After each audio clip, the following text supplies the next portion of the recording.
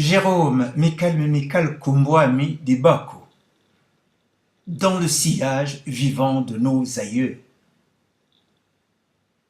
Chers compatriotes au pays et dans la diaspora, tout humain est fondé à se rebeller contre l'oppression.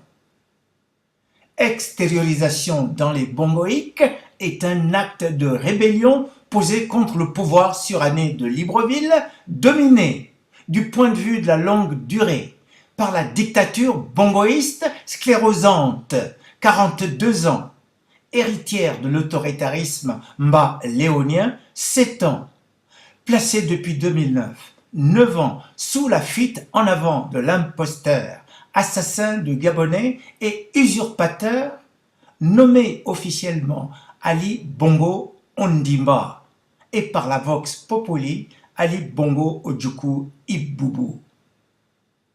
Nous allons donc lire ensemble et en 2 temps, donc 2 vidéos, ce texte qui participe de ma consubstantialité au Gabon et au pacifique peuple gabonais. Extériorisation dans les bongoïques. Le 28 novembre 1998, j'avais pris mes responsabilités de citoyen ordinaire et émis une protestation compatriotique aussitôt connue la énième candidature d'Omar Bongo à la présidentielle de la République gabonaise.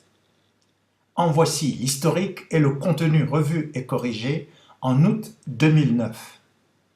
L'actuelle mise à jour n'aura servi que pour le formatage. Prolégomène, un acte citoyen.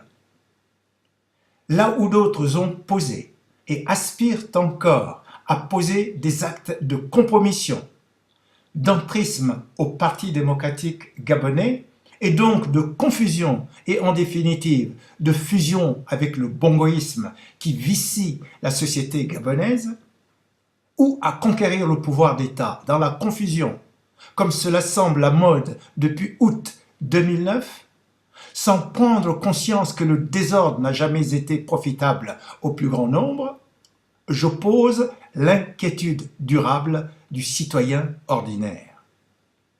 Jaloux de ma liberté d'expression, prenant pour repère la longue durée, je mets à profit le recul que m'autorise mon séjour loin de la patrie, avec les marges d'erreur qui peuvent en découler, pour dire et revendiquer en subjectivité ma singularité.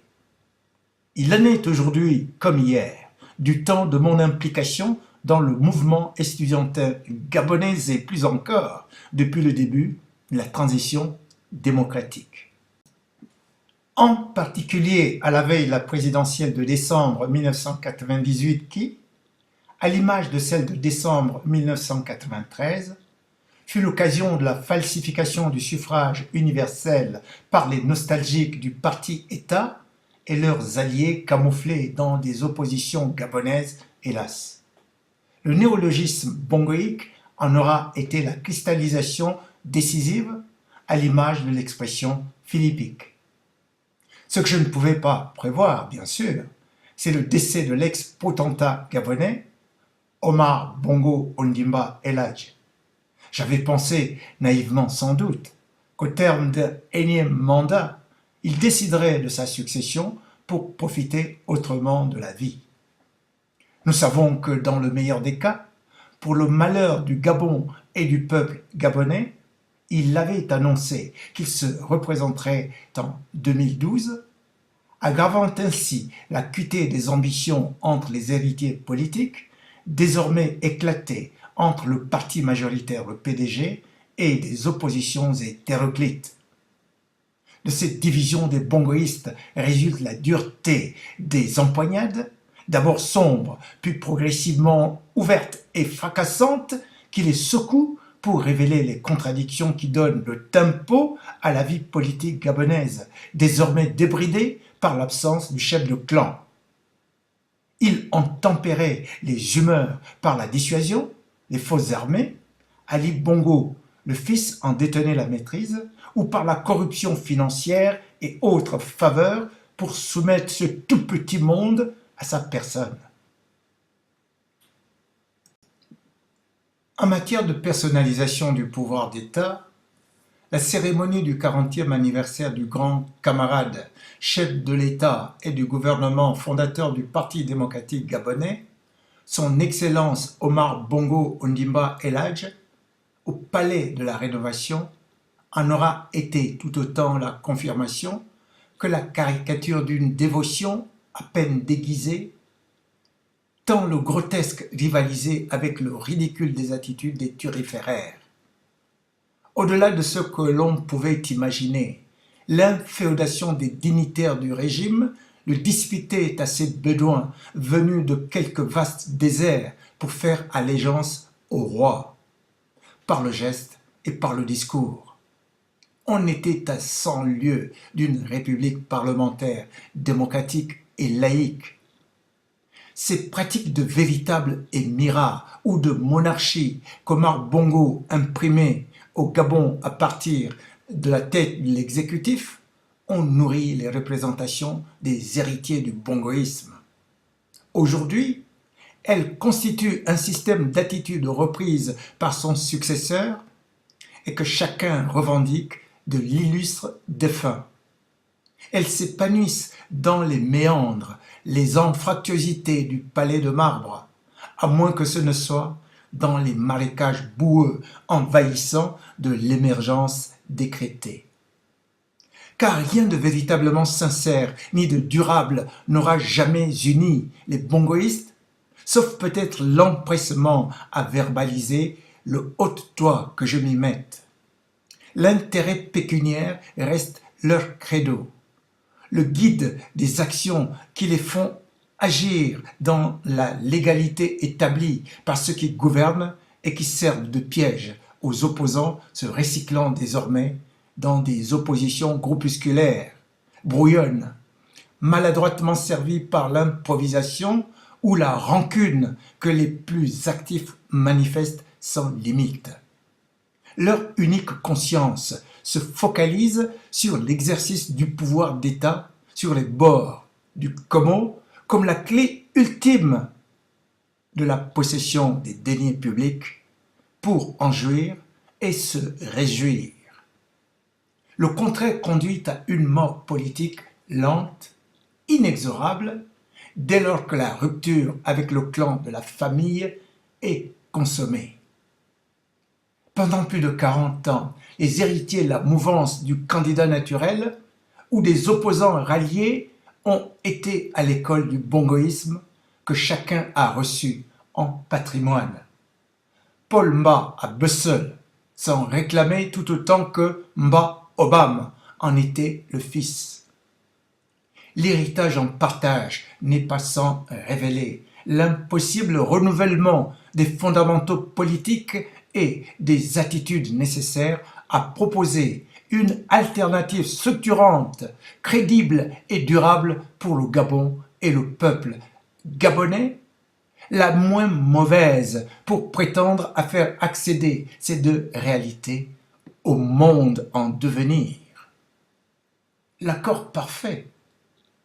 En effet, l'unanimité autour de l'héritage ou du patrimoine bongoïste est une réalité pour tous, un accord parfait, même si les conditions du partage, l'unité du Parti démocratique gabonais, n'aura vécu que le temps de larmes de crocodile versées par les uns et les autres, qui, sur le tarmac de l'aéroport de Barcelone en Espagne, qui à Libreville, où chacun rivalisait avec les autres par l'esquisse pathétique d'un chagrin forcé, du reste vite balayé par la sécheresse et l'âpreté des calculs dérisoires rapidement trahis par les annonces désordonnées de candidatures à la présidentielle anticipée, sinon désespérées, en tout cas de témoignages pour nombre de bongoïstes avérés. La présidentielle anticipée du 30 août 2009 était l'occasion rêvée pour ne pas manquer sa part du gâteau et ainsi prendre le risque de passer pour de bon dans l'anonymat, à moins d'espérer conserver la sympathie du clan familial, pour des politiciens désormais mus par la rancune. Les uns retranchés dans la dénonciation du repli identitaire, réalité géopolitique pédégiste à contrario activement pratiquée, et pour les autres dans le slogan plutôt maladroitement verbalisé autour du refus d'une monarchisation du Gabon. L'improvisation manifeste fut la dominante, pourvu que la soif de démocratie, de justice sociale et de paix de ce peuple de moutons que les uns et les autres croient être le digne peuple gabonais trouve un dérivatif à sa juste aspiration au changement. Quel fiasco! Que mes compatriotes, placés dans la paupérisation par ces prédateurs, gardent les yeux ouverts sur ces gesticulations passagères. Et que nos aïeux bantophones aient le Gabon et le peuple gabonais en protection. Il fallait donc en être, et chacun, quand au fond le savait, moins pour le Gabon et le peuple gabonais rester le cadet de leurs soucis pendant des lustres au service d'Omar Bongo Ondimba, plus pour barrer la voie aux autres héritiers, bientôt à l'héritier contre les autres, avant de se radicaliser en deux camps. L'historique des Bongoïques. En décembre 1998, j'avais fait connaître mon point de vue sur ce qu'il faut bien intituler l'élection présidentielle dans notre pays. Chacun se rappelle la caricature de suffrage universel que cette consultation permit de révéler aux Gabonaises et aux Gabonais, ainsi qu'à l'opinion internationale, à l'image de celle du 5 décembre 1993. Le texte, édité au format A3, avait été distribué au public, venu nombreux à la réunion électorale organisée à Paris, à la Maison des Arts et Métiers, le 28 novembre 1998, par les représentants de la mouvance bongoïste. Le principal intervenant en était M. Divoung Diop Dinding, alors vice-président de la République, en ses qualités de directeur de campagne du candidat Bongo et de secrétaire général de l'ADER, Alliance démocratique et républicaine. L'ADER avait rejoint la mouvance bongoïste à la faveur des premières consultations législatives et locales multipartites de 1995-96. Omar Bongo était à la manœuvre des échanges de bons procédés entre ralliés et pédégistes à Mouila pour distribuer les postes. Ce fut le point de départ de la création de la vice-présidence de la République, la deuxième de l'histoire politique du Gabon. Diop Divoung Dinding s'était montré particulièrement clair à ce rassemblement de la mouvance bongoïste. En particulier, il avait affirmé se mettre désormais au service de mon pays. Traduit dans le contexte, ce propos signifiait se mettre au service d'Omar Bongo Ondimba.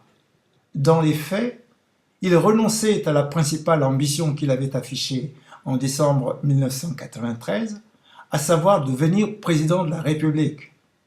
Au terme du pacte majoritaire et en application du fameux article 18 de ce dernier, il reconnaissait la préséance du candidat naturel, Omar Bongo Ondimba.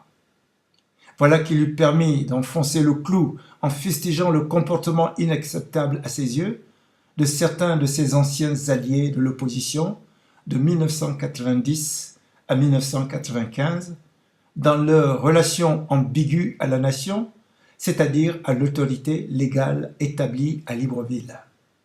Quoi de plus normal, il en était le vice-président en exercice et en campagne pour un énième mandat pour son ex-concurrent de 93, Omar Bongo Ondimba, à la présidence de la République gabonaise.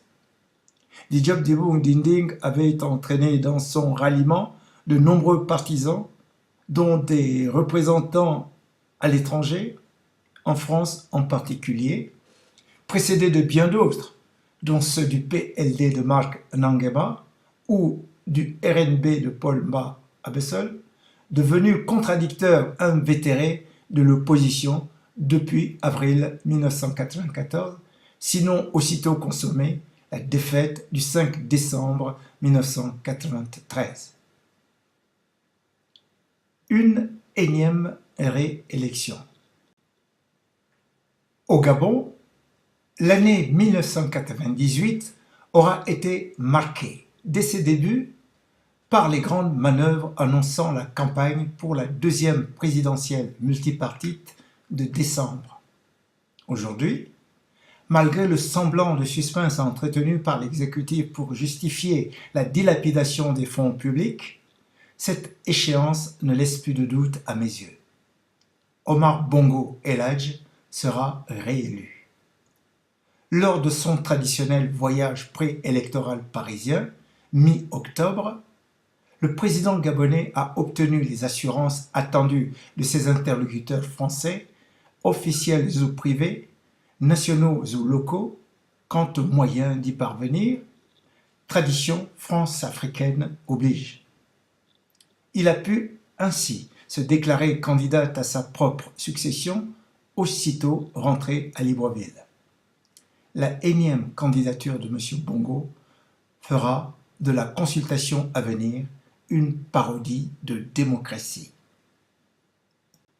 Sans surprise, dans cette matière où se joue le devenir du Gabon et l'avenir du peuple gabonais, point n'est besoin de vivre dans le giron bongoïste ou des fruits de la sagesse du temps pour donner des contours aux pronostics avancés ci-dessus.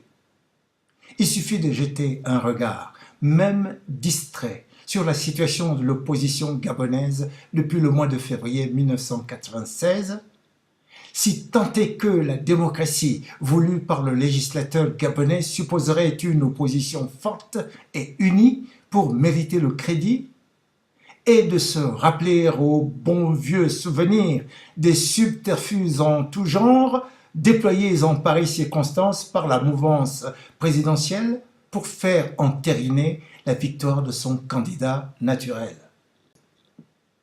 En effet, chacun sait que face à ce dernier, l'opposition gabonaise issue de l'implosion du Haut Conseil de la République, le HCR gabonais, est devenue un tas de véritables partiscules désorientés et de chefs de file impuissants à réduire leurs contradictions.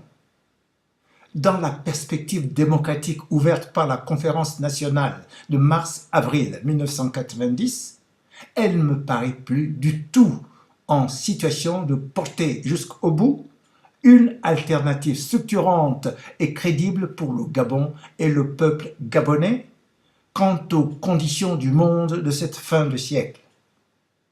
Pour convaincre du contraire, les opposants gabonais devront se faire violence en se fédérant ou ils disparaîtront pour longtemps. De fait, outre qu'ils refusent obstinément l'unité, les concurrents actuels de l'émir Omar croient pouvoir se reposer sur la logistique de l'État bongoïste, en particulier sur le front électoral, pour mériter la confiance des citoyens. Le président candidat, convaincu de son utilité, peut ainsi conserver l'extrême avantage d'user et d'abuser de la prime aux sortants d'une part, et d'autre part de se délecter dans le rôle confortable de juge et partie dans sa marche aisée pour la conservation du pouvoir d'État.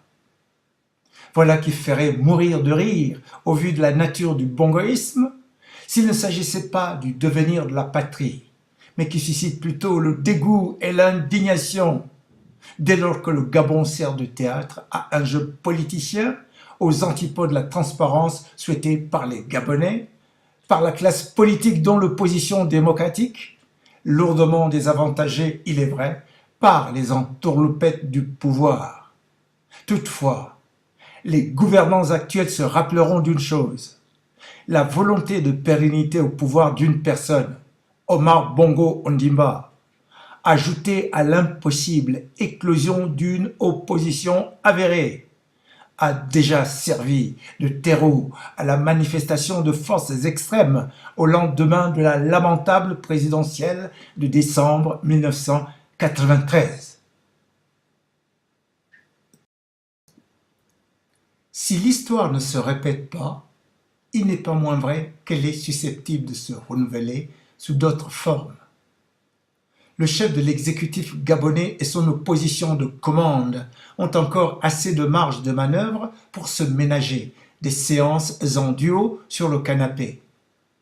Ces dernières leur seront profitables pour méditer les raisons qui, dans l'histoire féconde de l'humanité, ont ouvert la voie à la désespérance des simples gens. Par ce conseil, je voudrais remettre en mémoire le fait que le vainqueur de la nuit du 9 décembre 1993 ne s'était pas encombré de scrupules pour arriver à ses fins. Le peuple gabonais en a été la victime expiatoire. Les politiciens, quant à eux, s'en sont sortis. Ils s'en sortiront toujours, plutôt avec des avantages propres à satisfaire leur comportement velléitaire. Le plus grand nombre confronté chaque jour à l'urgence de l'essentiel en est le témoin chaque jour que font nos aïeux. « Arrêtez la comédie !» avais-je crié en 1994. L'hypocrisie se poursuit dans les mêmes conditions, avec Omar Bongo pour metteur en scène. Ses partisans, secondés en cela par la cohorte des ralliés au régime, ont donc beau jeu de proclamer. Si Omar Bongo se présente, il n'y aura pas match. Ils savent ce que vaut le vote institué par eux. L'occasion de tourner le peuple en bourrique. Aussi n'attendent-ils que de voir s'accomplir en pure formalité le scrutin qui, une fois encore, permettra à Omar Bongo de se réinstaller pour 7 longues années de farniente au palais de marbre, conformément à la loi fondamentale, triturée pour satisfaire la mégalomanie de celui qui manqua de devenir Bongo Ier au début des années 80. Ce nouveau mandat le conduira, sans surprise et dans la quiétude, à la retraite dorée que l'ancien agent des réseaux Foccart s'est forgé pendant des lustres de pouvoir monolithiques de 1968 à 1991 et depuis cette date en tripatouillant la loi fondamentale, comme ce fut le cas récemment encore en institutionnalisant le septennat. Au contraire d'un feu Mobutu, l'ex-dictateur zaïrois Kaby Pulsé, avant de tomber dans l'oubli, ou de l'exilé Pascal Lissouba, soutenu financièrement en son temps par Omar Bongo, et désormais promis à la condamnation à mort par cet autre tortionnaire de Sassou Nguesso, actuel président congolais, le gendre bien nommé de l'inévitable Omar Bongo, revenu au pouvoir à Brazzaville en 1997 par le fer et par le sang, l'aide des démocraties occidentales et autres multinationales du pétrole. Suivez mon regard. Le potentat gabonais, dis-je, se délectera du fruit de ses multiples forfaits à la tête de l'État centre-ouest africain, le plus riche de cette fin du XXe siècle. À cette fin, Omar Bongo disposera non seulement d'une influence certaine dans la vie politique de la nation et dans les affaires extérieures du pays, officiellement sa qualité de membre de droit de la Cour constitutionnelle gabonaise, en privé comme véritable parrain d'une classe politique qu'il a créée et façonnée à son image, en la gavant de ses pratiques dilatoires. Il sera, comme aujourd'hui, servi par des fonds multiples, qu'ils proviennent du produit de ses placements à l'étranger. Le président Bongo est le premier propriétaire immobilier du Gabon et l'un des grands spéculateurs dans ce domaine sur la place de Paris, ou de sa gestion douteuse et scabreuse des deniers publics gabonais, ou encore des commissions et rétrocommissions définies à son bénéfice lors des opérations de vente frauduleuse ou publique du pétrole gabonais, les unes et les autres alimentant des comptes du type Kourkas en Suisse, par l'intermédiaire de nombreux coursiers ou placés dans quelques paradis fiscaux fréquentés par les membres du fameux syndicat des dictateurs du Pré Carré, une instance dans laquelle le plus illustre des Gabonais excellerait à ce que l'on dit par son militantisme assidu et exigeant. Et pourtant, la certitude d'une énième réélection du candidat Bongo n'est pas moins injuste pour le Gabon et le peuple gabonais, choquante pour la morale publique et peu réjouissante pour l'image et la démocratie en Afrique subsaharienne. Elle l'est d'autant plus que l'actualité, en particulier l'information financière et judiciaire des années 95, 96, 97 et 98 aura été plutôt généreuse, fructueuse et précise quant aux révélations, mises en examen et même condamnations utiles à éclairer la lanterne des démocrates de tous les pays sur la collusion du premier personnage de l'État gabonais dans les malversations dont des dirigeants d'entreprises franco-gabonaises se seraient rendus coupables. Ces faits ont contribué à mettre à nu l'un des aspects les moins reluisants du détournement de l'exercice du pouvoir d'État républicain dans notre pays, en même temps qu'ils ont rappelé le comportement peu glorieux du grand camarade, secrétaire général fondateur du Parti démocratique gabonais. Dans un état de droit, ces multiples occasions de remise en cause auraient pu aboutir au rejet de la personne dans l'exercice de ses fonctions officielles. Manifestement, nous n'y sommes pas encore au Gabon. Au Bongoland, création, dit-on, d'Omar Bongo, la volonté du président est au-dessus des lois. Rien de tout ce qui permet l'édification de la morale publique ne saurait effleurer la conscience désormais éteinte des politiciens gabonais, qu'ils soient dans l'opposition ou dans la majorité. Ils sont du même moule et les exceptions se comptent sur les doigts d'une main avec le temps qui s'en va. L'indifférence de ce que le peuple espérait être ses dignes fils confine à la complaisance, à la compromission. Il ne faut pas scier la branche sur laquelle on est assis au risque de tomber avec elle. Une attitude devenue la condition de survie politique et partant matérielle de tout membre de la classe politique gabonaise qui se respecte, y compris quand des journalistes courageux osent dénoncer ses travers et sont jetés en prison à sa famille pour outrage au président, avec la caution d'institutions dont les membres demeurent, pour le plus grand nombre d'entre eux, des anciens caciques de l'ex-parti unique, et donc des obligés de M. Bongo, restés mobilisés pour la survie du régime. Quoi de plus normal alors que le président candidat s'offre le luxe de remettre au goût du jour des recettes de propagande ayant fait les beaux jours du parti État gabonais, avec l'objectif clair d'aborder l'échéance présidentielle dans des conditions encore plus favorables qu'en décembre 1993. Un clientélisme efficace. Ainsi, le président candidat n'a pas ménagé les moyens de l'État, la prime sortant en plus, pour capter l'attention de ses compatriotes sur des promesses. Pour ce faire, il a mis à profit la célébration de la fête nationale du 17 août ou les fameuses tournées républicaines.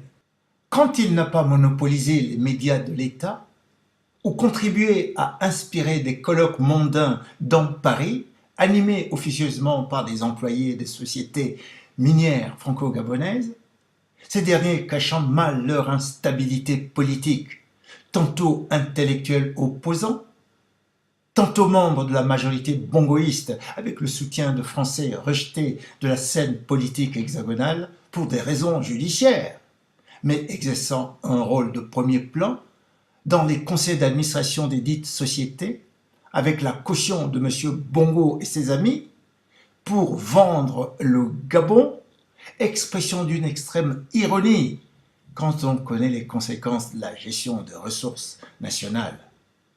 les Gabonais restent pauvres de leurs énormes richesses naturelles.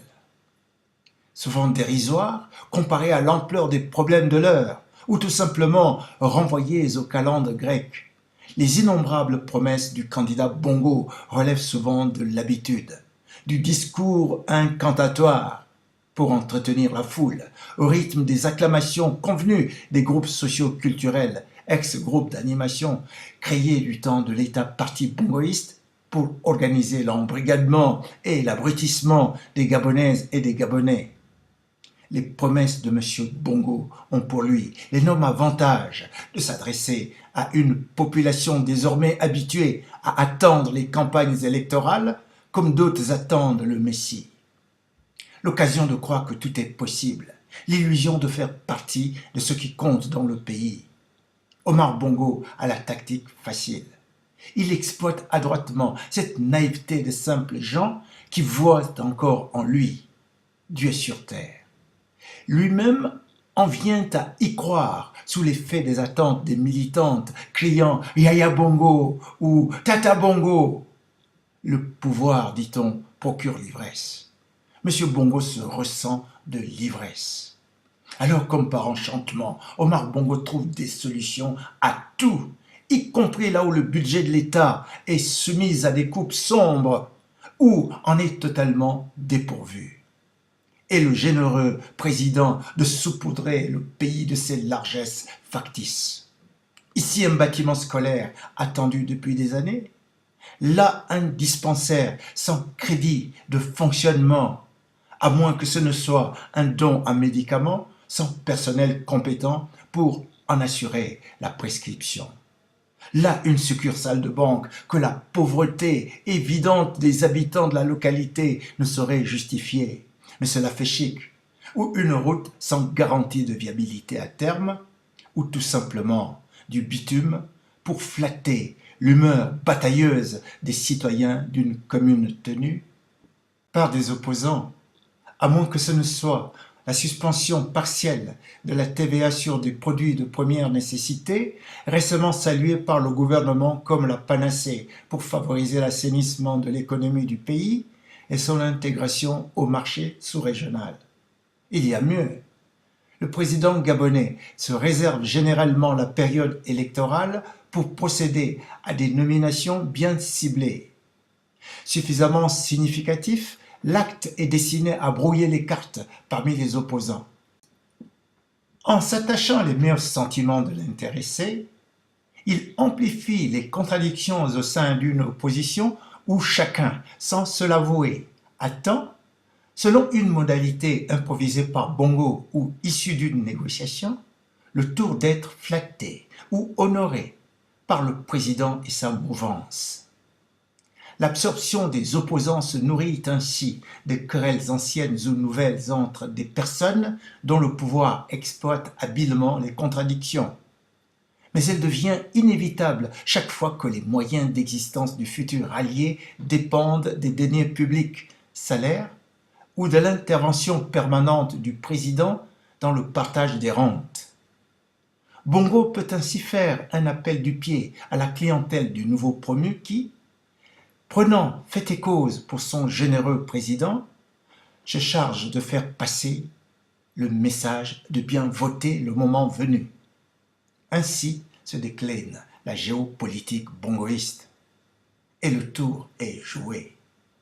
Ce schéma d'action bongoïste a parfaitement fonctionné en 1995-96. Mais après la conclusion d'un tel accord, malheur à celui qui oserait prétendre quelque dissidence ou reprendre des marges de manœuvre pour s'écarter de la pensée unique. Il se fait taper sur les doigts. Autant d'actes posés à des fins visiblement électoralistes et qui attestent, en partie il est vrai, de l'absence d'une politique de développement économique et social réfléchie pour le Gabon. Le parti majoritaire est d'abord et avant tout une machine à gagner les élections et partant pour garantir la durée du dinosaure à la tête de l'État gabonais. l'on se rend bien compte que cette grande trouvaille du bongoïsme triomphant est restée, après 1990, un des piliers de la réussite présidentielle. Devenu une seconde nature à tous les échelons de la vie de l'État et de la nation, le clientélisme bongoïste s'est profondément installé dans la culture politique du pays, prenant appui sur les élites. Celles-ci s'offrent en modèles au plus grand nombre par le discours et le geste, rivalisant de générosité que les simples gens mettent à profit pour déplumer le politicien qui voudrait encore plus de moyens financiers individuels pour satisfaire les attentes toujours plus pressantes d'esprits éduqués à la mendicité.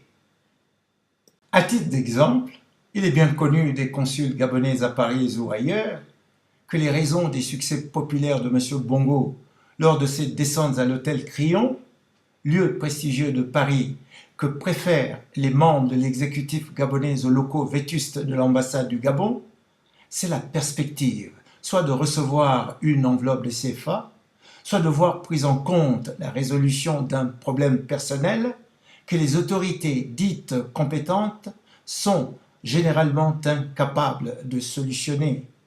En conséquence de quoi, tout dignitaire gabonais de la majorité ou de l'opposition se sent le besoin et même le devoir de renouveler cette pratique comme pour se rassurer quant à son appartenance à la classe des parvenus du système.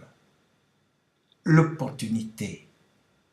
A contrario, la présidentielle gabonaise à venir m'offre l'opportunité de rappeler les termes de ma consubstantialité au Gabon et au peuple gabonais, et partant de me positionner aux antipodes du consensus mou, flou, intéressé, tendant à subir la prééminence du potentat gabonais. Ceux des lecteurs qui ont suivi les débuts de la revue Le Compatriote savent qu'une telle attitude est incompatible avec notre mission de soutien à la juste lutte du peuple gabonais. Ceux qui me lisent pour la première fois auront le loisir de découvrir ma capacité d'indignation contre le déni de démocratie qui sert de gouvernement de la République à Libreville. Les années n'en ont pas émoussé la fermeté, et rien ne me fera dévier de ce solennel engagement. Et si les uns et les autres ne devaient avoir à retenir qu'un aspect de mes propos, mon souhait est qu'il résidât dans la continuité de mon refus du caractère antidémocratique du bongoïsme. Je reconnais cependant, honnêteté intellectuelle oblige, que l'absence de transparence politique au Gabon, et donc les frontières érigées ici contre la démocratie et la gouvernance républicaine, ne sont pas l'œuvre exclusive d'Omar Bongo Ondimba et des compatriotes qui le soutiennent aveuglément, ou par conviction, loin s'en faut. Elles sont liées à la création du Gabon comme entité jugée viable pour l'empire colonial français, validée par des Gabonais lors de l'accession du Gabon à l'indépendance octroyée au titre de République gabonaise.